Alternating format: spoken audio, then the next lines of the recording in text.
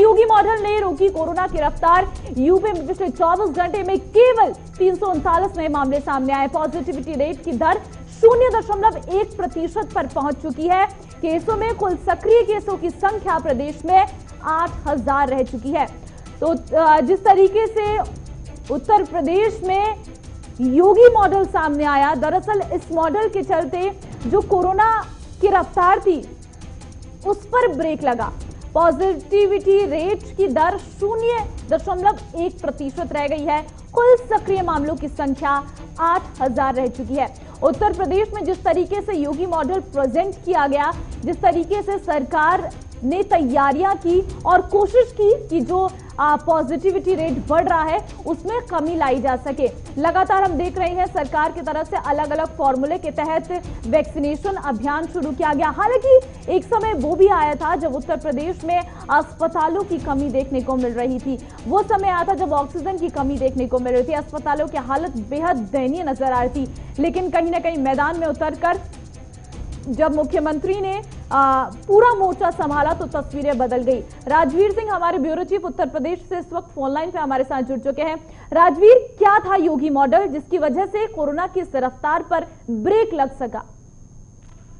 बिल्कुल, देखिए आज की स्थिति ममता ये है कि 24 घंटे के अंदर मात्र 339 नए कोविड के केसेस आए हैं और जिस तरह से आपने बताया कि पॉजिटिविटी रेट सिर्फ 0.1% रह गई है।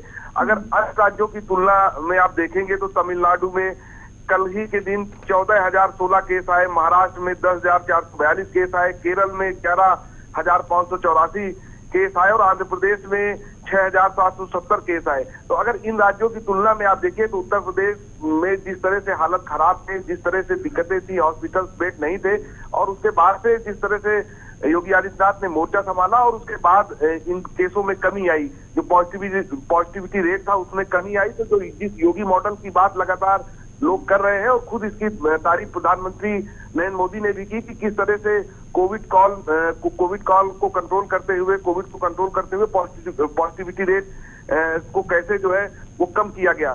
तो ये लगातार जिस तरह से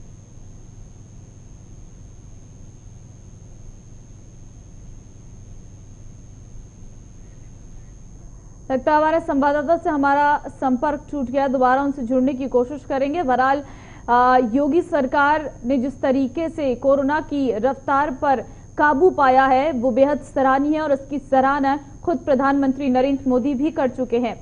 राजवीर एक बार फिर हमारे साथ जुड़ चुके हैं।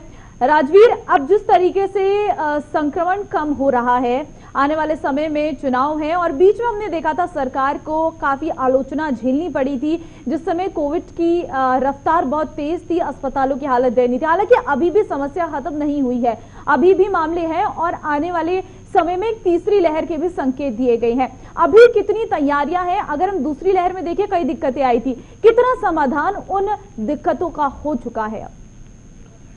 बिल्कुल, देखिए जो कोरोना की दूसरी लहर थी ये सच है ममता की बहुत बड़ा लॉस हुआ है। सिर्फ उत्तर प्रदेश ही नहीं, पूरे देश में जिस तरह से मौत का आंकड़ा लगातार बढ़ता गया, जिससे कि ये समझ में आया कि कैसे लोग अचानक से कोविड के काल के गाल में समा गए। लेकिन अब अगर उत्तर प्रदेश की स्थिति देखें तो उत्तर प्रदेश ने तीसरी लहर को देखते हुए कि तीसरी लहर बच्चों को लेकर हो सकती है, खतरनाक वेरिएंट इसमें आ सकते हैं, इसको देखते हुए सरकार की पूरी तैयारी कर रखी है। हॉस्पिटल्स में बच्चों को लेकर एक अलग तरीके से व्यवस्था की गई है उनके इलाज के लिए और साथ ही साथ कि ऐसे केसेस से चूंकि एक पहले बड़ा उदाहरण मिल चुका है कि इस नुकसान की भरपाई कैसे की जाए। अगर तीसरी लहर आती है तो उसमें कम से कम कैसे नुकसान हो, ज्यादा से ज्यादा लोगों का ट्रीटमेंट कैसे हो, इसको लेकर सरकार ने तमाम हॉस्पिटल्स को अलर्ट मोड पे डाले हैं।